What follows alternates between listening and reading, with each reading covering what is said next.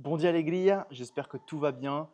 Bienvenue dans cette vidéo aujourd'hui très importante selon moi, puisque le cercle nutrition DGE, donc le groupe d'organisation qui fait les recommandations nutritionnelles en Allemagne, vient de sortir hier ses dernières recommandations en termes de nutrition. Et donc on va analyser ça ensemble, on va découvrir tout ça ensemble. J'ai fait bien sûr mes petites recherches au préalable que je vous partagerai juste ensuite. Mais d'abord, on va se pencher sur ce que nous recommande ce cercle du nutrition du DGE. Donc là, on voit une belle infographie. Donc déjà, juste là, comme ça, juste en regardant, on voit que 50% ou presque de leurs recommandations nutritionnelles sont des fruits et des légumes. Donc la DGE, je pense que déjà, rien que pour ça, on peut les prendre très au sérieux. Et d'ailleurs, on voit qu'ils ont un impact assez important au niveau politique. Donc ce qu'ils recommandent, ce n'est pas obligatoire au niveau des citoyens, mais c'est le groupe le plus influent en Allemagne. Donc ils ont quand même vraiment une influence potentielle en termes de politique et de santé au sein de leur ministère de l'Éducation et de la Santé.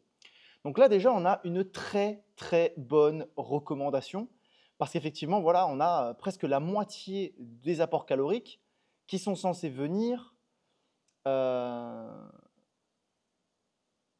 des fruits et des légumes, ou en tout cas en volume.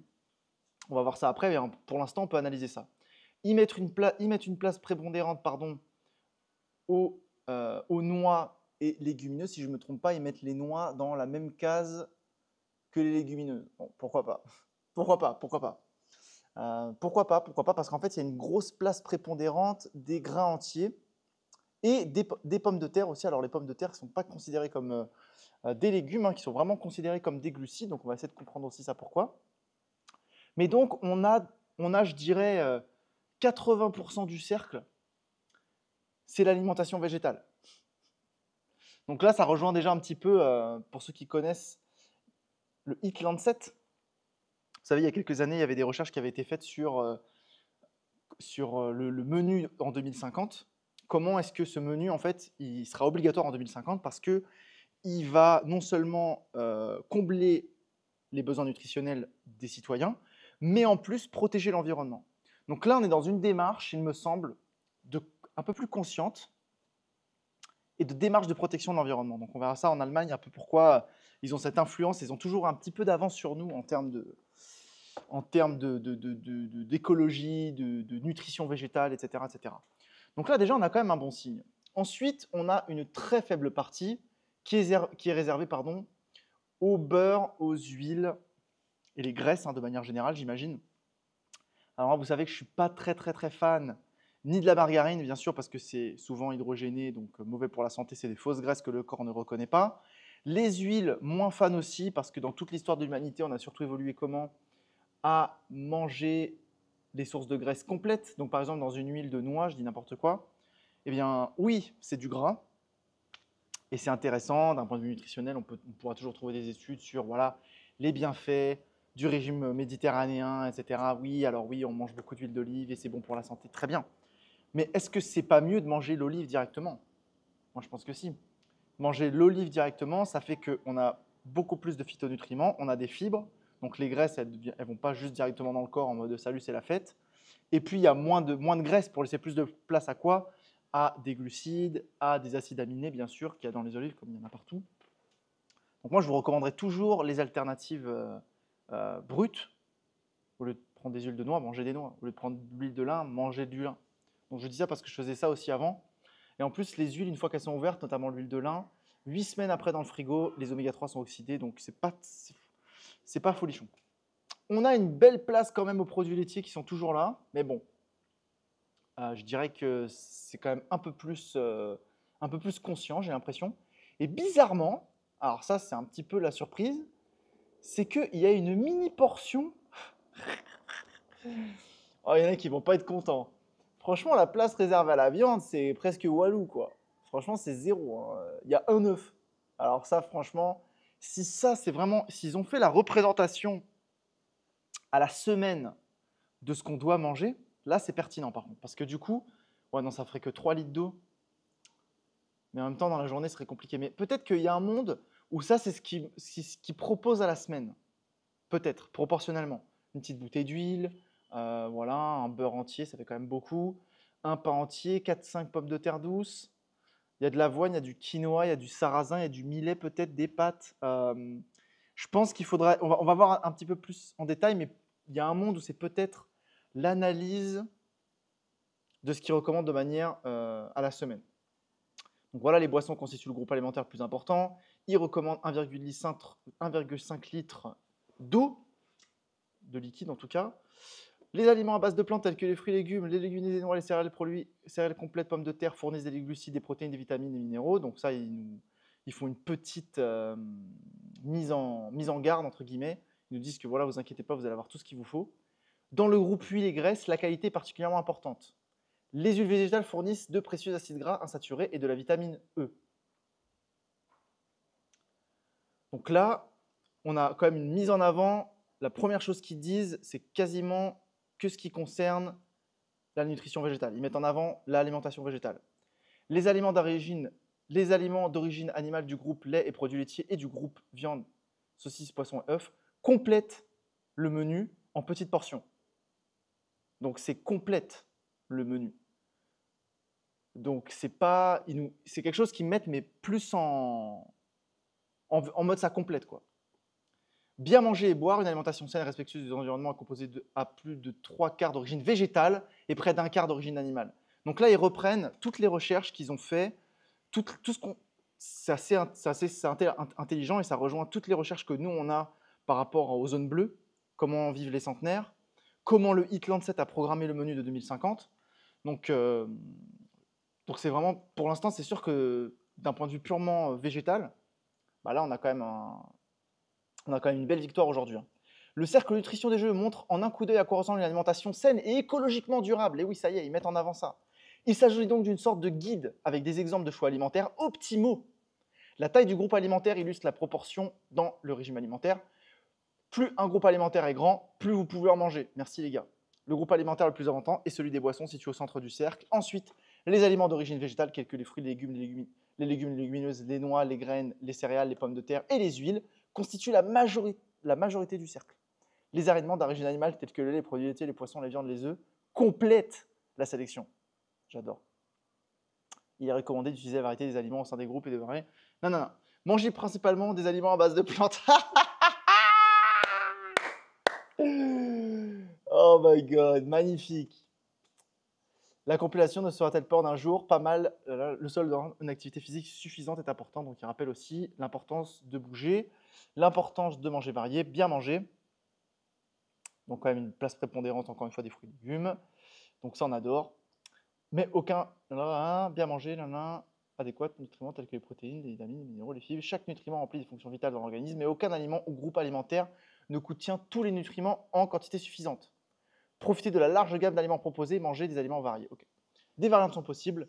Les groupes alimentaires du cercle nutritionnel des gens n'ont pas de frontières rigides. Les proportions des groupes, les uns par rapport aux autres, doivent être prises en compte. Par exemple, la quantité de produits céréaliers et de pommes de terre peuvent être réduites en choisissant systématiquement des produits à grains entiers. Voilà, magnifique.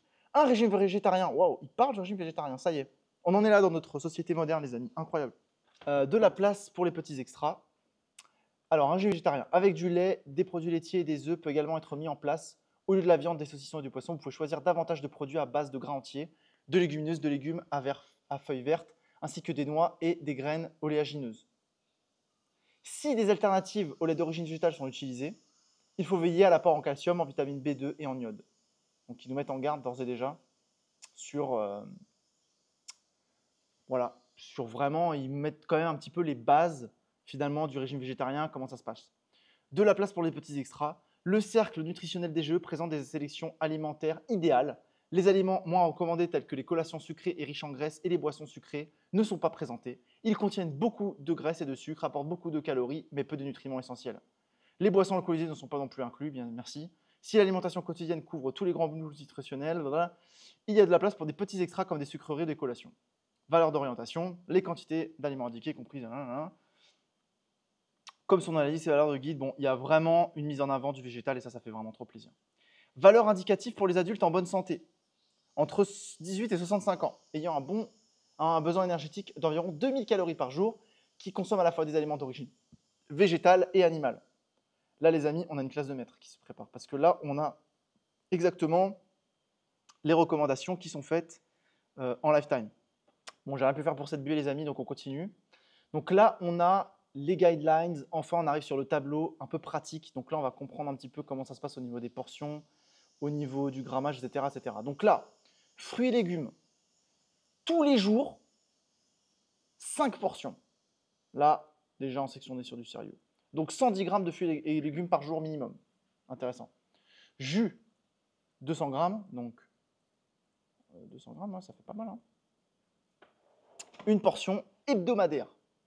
Donc un jus de 200 grammes par semaine. Pourquoi pas? Ça fait un jus de 50 grammes tous les 3-4 jours. Pourquoi pas? 120 grammes de légumineuses, une portion hebdomadaire. Ah oui, c'est intéressant ça. Donc eux, ils recommandent qu'une seule portion de légumineuses de 125 grammes chaque semaine. Incroyable. Noix et graines, 25 grammes tous les jours. Là, on est sur de la logique. Pommes de terre. Alors, les pommes de terre, elles ont carrément leur propre... Peut-être enlever le face track.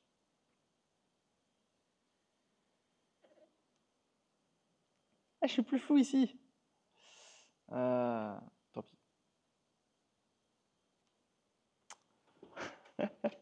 Je vais sur le côté. Donc les pommes de terre, elles ont leur propre